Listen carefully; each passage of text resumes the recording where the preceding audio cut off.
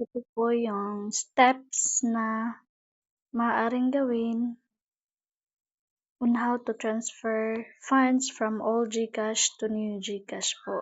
Unang-una, dapat may roon kayong new GCash number kahit ibang number na lang ang gamitin niyo po.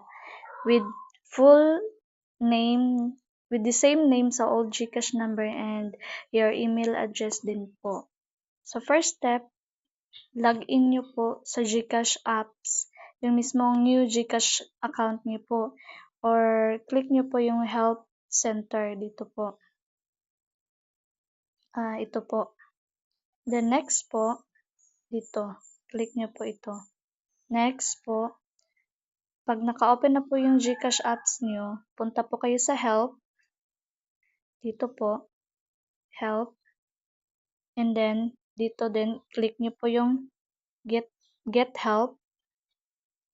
And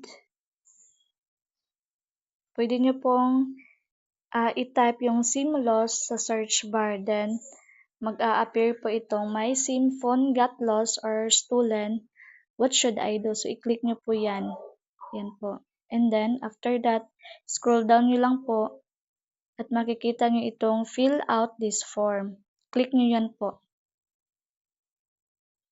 Then, ito na po yun.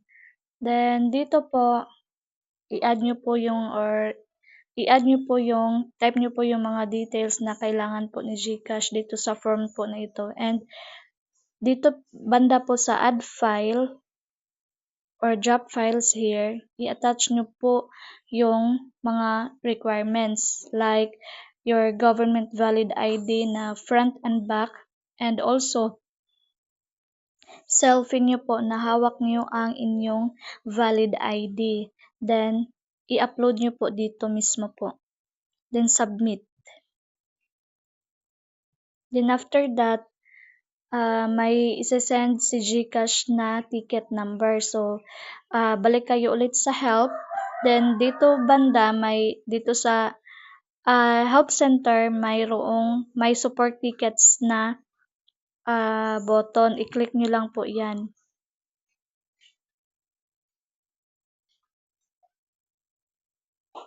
Then, makikita nyo na po yung ticket number. Ito po.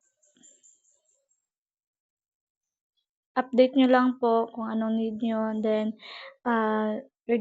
regarding sa inyong concern po, i-type nyo lang po yung can I get my funds from old GCash.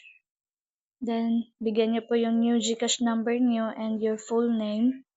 Then, antay lang po kayo sa reply ni GCash until na ganito na po yung isi-send niya. Always update lang po. Then, after that,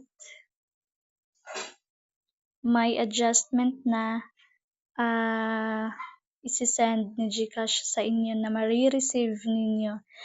And ito na po yun. 2 to 4 days lang po ito. Gawin nyo lang po ito. And that's all. Thank you.